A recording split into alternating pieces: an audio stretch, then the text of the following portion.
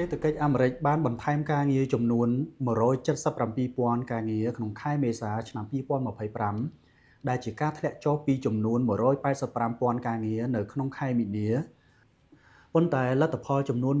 177,000ការងារនេះជាចំនួនមួយដែលលើសពីការរំពឹងទុករបស់ទីផ្សារដែលធ្វើការព្យាករណ៍ត្រឹមតែចំនួន130,000ការងារតែប៉ុណ្ណោះតួលេខនេះស្របជាមួយនឹងការកើនឡើងជាមធ្យមប្រចាំខែចំនួន152,000ការងារក្នុងរយៈពេល12ខែកន្លងមកនេះបើទោះបីជាមានការកើនឡើងនៅភាពមិនច្បាស់លាស់ជុំវិញសន្ទុះគោលនយោបាយពន្ធរបស់ប្រធានាធិបតី Donald Trump ក៏ដោយប្រាក់ចំណូលជាមធ្យមក្នុង1ម៉ោងសម្រាប់បុគ្គលិកឯកជនទាំងអស់នៅលើបញ្ជីប្រាក់បៀវត្សមិនបូកបញ្ចូលផ្នែកកសិកម្មរបស់សហរដ្ឋអាមេរិកបានធ្លាក់ចុះពីកម្រិត 0.3% មកដល់កម្រិត 0.2% ដែលស្មើនឹងចំនួន $36.06 ក្នុងខែមេសាឆ្នាំ2025បន្ទាប់ពីការកើនឡើងដល់កម្រិត 0.3 នៅក្នុងខែមីនានិងទាបជាងការព្យាករណ៍ទីផ្សារយោងការិយាល័យស្ថិតិការងារសហរដ្ឋអាមេរិកបានឲ្យដឹងថានៅក្នុងខែមេសាប្រាក់ចំណូលជាមធ្យមក្នុង1ម៉ោងនៃផលិតកម្មឯកជនដែលមិនរាប់បញ្ចូលផ្នែកគ្រប់គ្រងបានកើនឡើង10សេនឬ 0.3% ដែលស្មើនឹង $31.06 ក្នុងរយៈពេល12ខែកន្លងមកនេះប្រាក់ចំណូលជាមធ្យមក្នុង1ម៉ោងបានកើនឡើង 3.8% ក្នុងខែមេសាដែលត្រូវនឹងអត្រាខែមីនានិងទាបជាងការប៉ាន់ប្រមាណបន្តិចនៃ 3.9%អត្រាគ្មានការងារធ្វើនៅសហរដ្ឋអាមេរិកគឺរក្សាបាននៅកម្រិត 4.2% ដដែលក្នុងខែមេសាឆ្នាំ2025ដូចគ្នាទៅនឹងខែមីនានិងស្របតាមការរំពឹងទុករបស់ទីផ្សារចំនួនអ្នកអត់ការងារធ្វើបានកើនឡើងរហូតដល់ 7.16 លាននាក់ដែលស្មើនឹង 82,000 ការងារ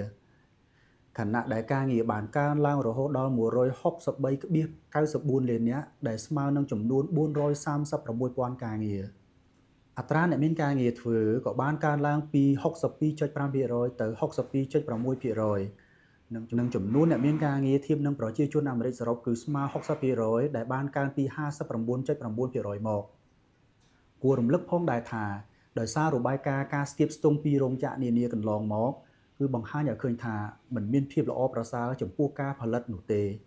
ហើយទិន្នន័យមិនមានភាពល្អប្រសើរចំពោះភាពអត់ការងារធ្វើខាងលើនេះ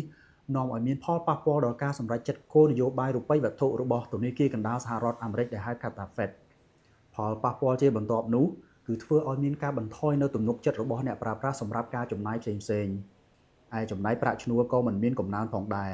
និងមានបំរែបំរួលមិនល្អសម្រាប់ទីផ្សារផ្សេងៗដូចជាទីផ្សារសញ្ញាបត្ររបស់សហរដ្ឋអាមេរិកជាដើម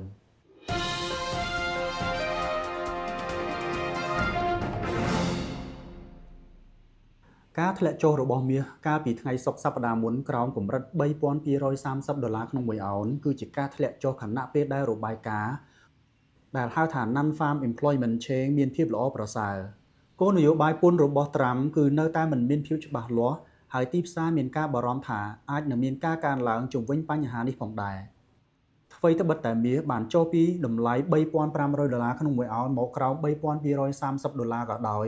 ប៉ុន្តែវាអាចនឹងមានការកើនបន្ថែមទៀតប្រសិនបើការព្រួយបារម្ភអំពីផលប៉ះពាល់នៃសង្គ្រាមពាណិជ្ជកម្មនៅតែបន្ត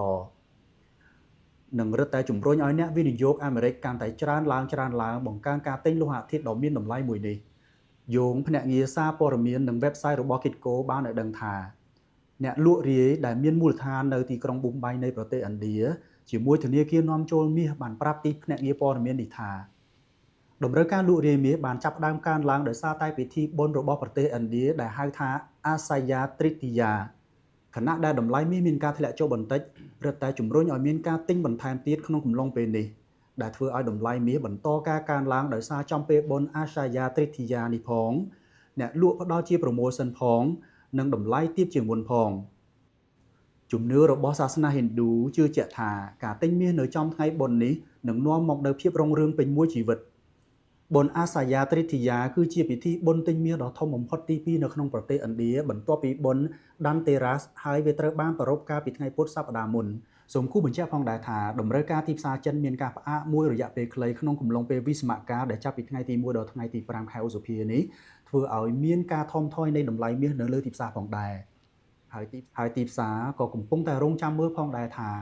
កំណើននៃការទិញមាសនៅប៉ែកខាងអាស៊ីនឹងមានកំណើនមកវិញដែរឬទេបន្ទាប់ពីថ្ងៃឈប់សម្រាកមួយវិញទៀត ទីផ្សារក៏កំពុងផ្ដោតលើការប្រជុំ FOMC និងការសម្រេចចិត្តលើអត្រាការប្រាក់របស់ធនាគារកណ្ដាលសហរដ្ឋអាមេរិកដែលហៅកាត់ថា Fed នៅថ្ងៃទី8ខែឧសភាក្នុងសប្តាហ៍នេះផងដែរ